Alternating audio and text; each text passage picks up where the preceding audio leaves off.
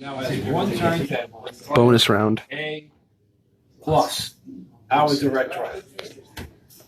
And that table is actually the same as this table, except this is better. Email address? And cheaper.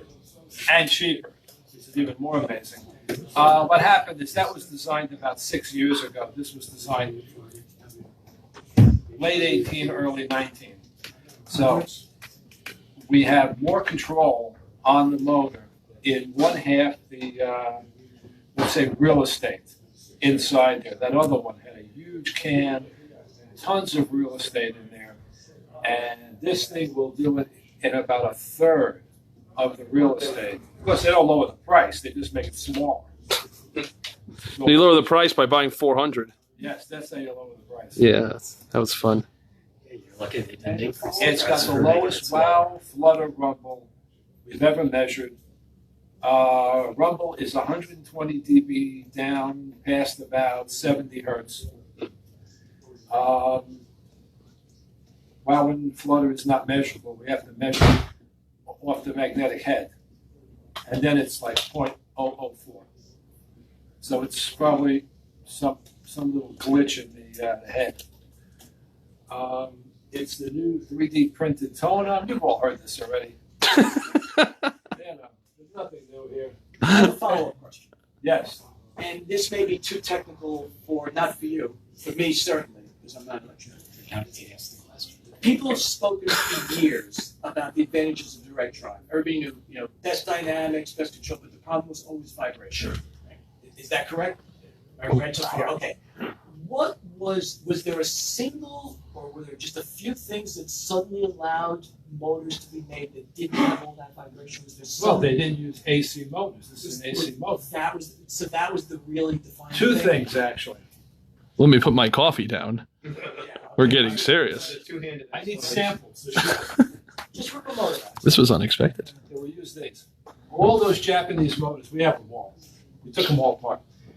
They have coil systems like this, all the way around. Using the isoacoustics to demo this.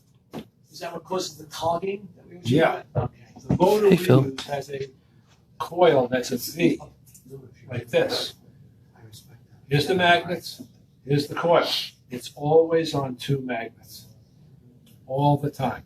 There is no clogging, zero. It's used for robots, it's used for prosthetic work, it's used by the military. And in fact, when we began this 7 years ago, I was with a company that did military work. And we're sitting there and they said, what do you want to do? I said, I want to build a direct drive turntable. I said, what's the problem? I said, they all vibrate or they make noise. He said, why do you need a motor? And that was the beginning of the whole thing. There is no real motor. The platter is the motor. The stator is in the base. So it's basically two parts turning. One part turning, one part there. All the direct drive Japanese take the platter, they stick it on the rotor. We've taken them all apart. I've got a JVC over there, which, by the way, was $1,000 in 1980. That motor. That's a lot of money. And that's actually really good. No one knows how to fix it anymore. It's so complicated. And anyone can fix this thing. The Denon Direct, that was an AC reading off the magnetic head, the same way this thing does. Techniques, they all have to be rebuilt, and they can't just be rebuilt. They have to redo the whole thing. Are they doing that now with the new techniques, or they're still using old techniques? No, it still has the coil, so they double layered them. It's still coils like that, round coils. It's easier to make. The motor we use is extraordinarily expensive. They would never spend that money. They just wouldn't. This reaches speed in 1 second. I don't know what else you want to know. I can't think of anything else to say about it. Answer the question. Nice. It just does everything right. Any other questions while we have him surprisingly up here? I mean, the man put down his coffee. This is serious. So here's another one. A friend of ours has a $140,000 turntable, and he heard this, and he sold the $140,000 turntable. You could buy 3 of those first. Buy one for every room. One for every room. How do you maintain the exact speed? We set each one. We do a count.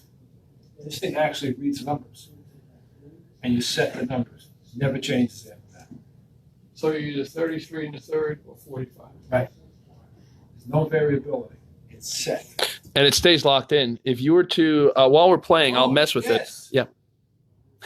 Yeah. At the Munich show, I told everyone, go around the rooms and just go like this on their turntables and see what happens While it's playing. while it's playing. And they all slow down. This doesn't slow down. And they'll also destroy their cartridge, but, you'll probably get thrown out.